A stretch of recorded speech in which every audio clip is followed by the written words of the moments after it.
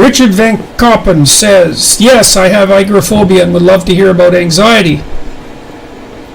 Well, that's a rough thing to have, agoraphobia. So agoraphobics get increasingly isolated and afraid of things outside of their domain of familiarity. And often what happens with agoraphobia is that people who develop it are afraid of two things.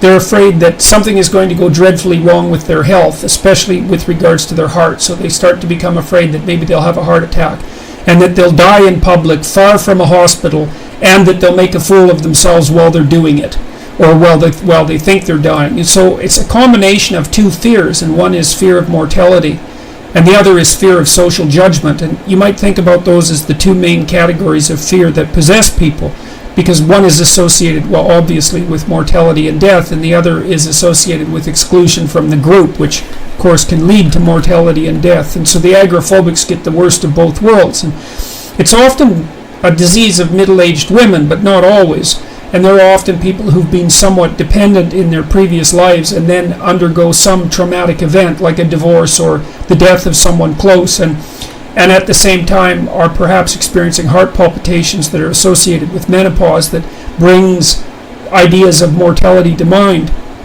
And that can trigger a panic attack, which is a very, unpleasant experience, to say the least.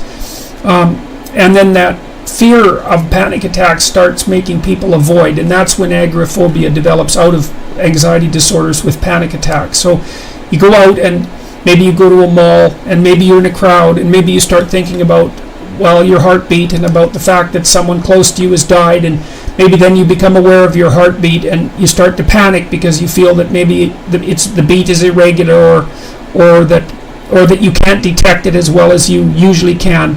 And then that makes your heart accelerate because it makes you afraid, and then you get more sensitive to that, and that makes your heart rate beat even faster, and then you panic.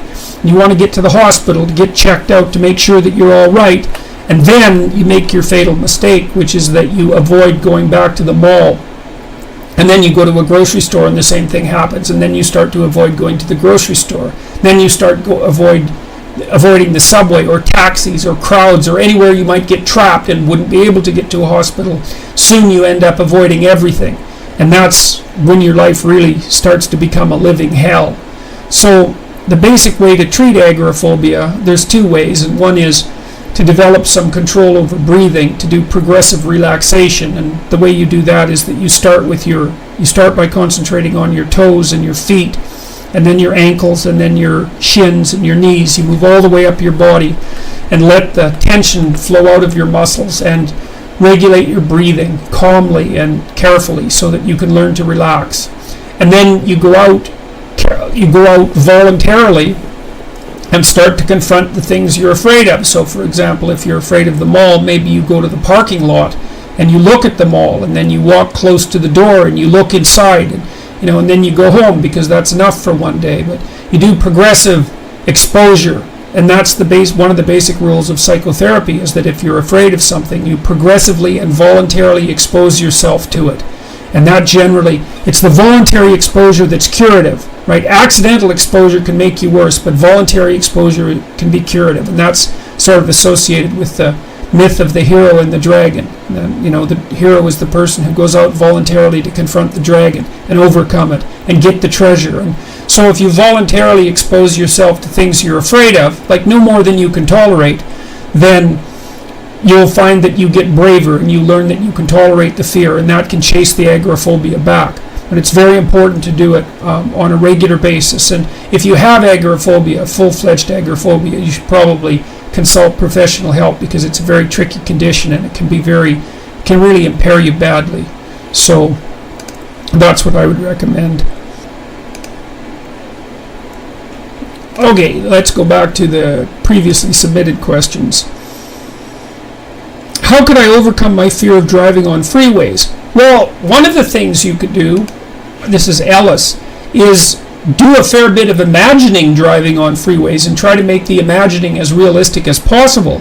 But then the other thing you can do is, it's graduated exposure. If you're afraid of driving, go drive with someone you trust in a parking lot on Sunday morning when there's no one there. and then drive around the block in a street that isn't busy, and then go to a slightly busier street, and then go to a slightly busier street, and then find a highway that's like just a two-laner, so that you can practice merging and that sort of thing. And you got to build a plan, say with 20 degrees of difficulty, with the highest degree of difficulty maybe being merging onto a busy 4-lane highway. I mean, you could go at night and practice merging onto the busy highway because it won't be busy at night. So I would say what you do is you break it down into small steps and then practice each step until you're bored with the step. And when you're bored with it, that means you're no longer anxious about it. And don't quit. Like stick at it, because it's really useful to overcome a fear. And once you've identified a fear, then you've identified something to overcome that can definitely make you stronger. So like good luck with it, and get professional, like take a driving course if you need to as well, and find someone to work with that isn't going to make you nervous and isn't going to harass you, but don't quit. It's really important to overcome a fear like that.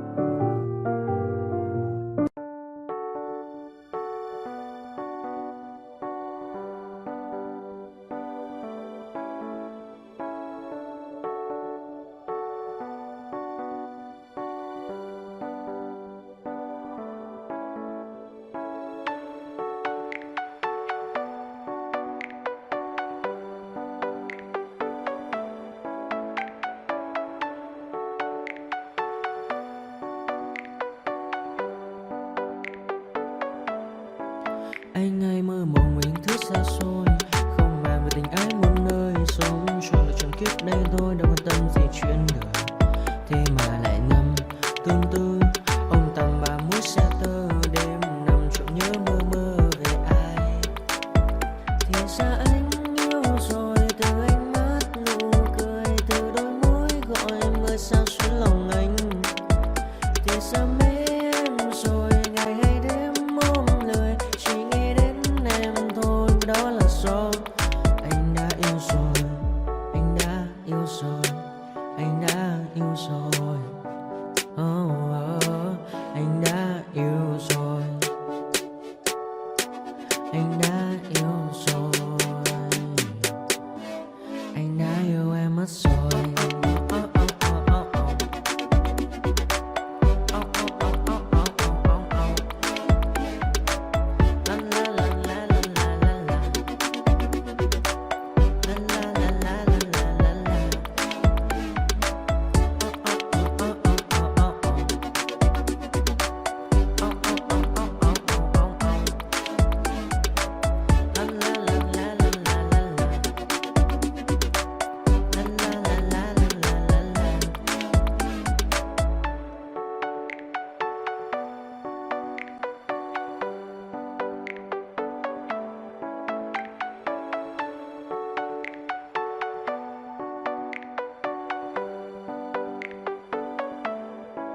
Anh hay mơ mộng mình thứ xa xôi, không màng về tình ái muôn nơi, sống cho là trọn kiếp đây thôi, đâu quan tâm gì chuyện đời. Thế mà lại nằm tương tư ông tầm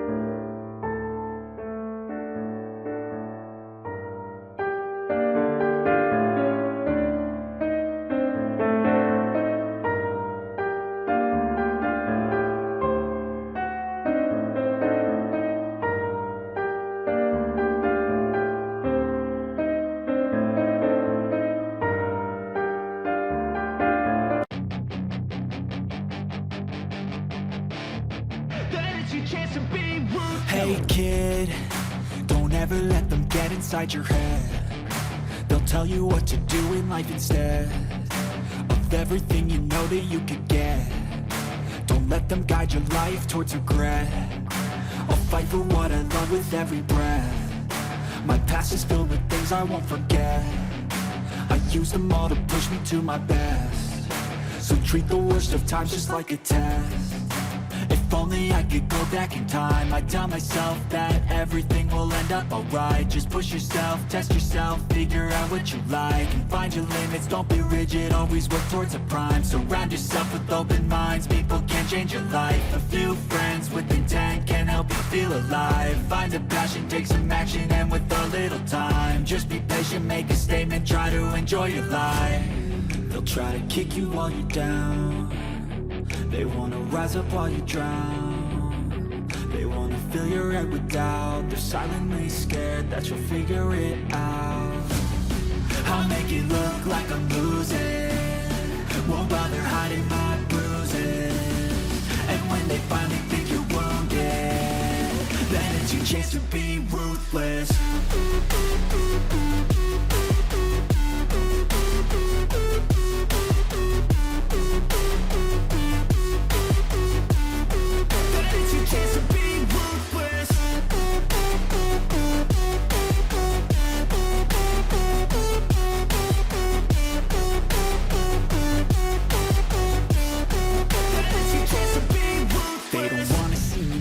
They don't wanna see me care. Anytime I make some progress, I can see that they compare. I think everyone's against me, maybe something in the air. Am I paranoid? I swear a void is forming and they're scared I walk a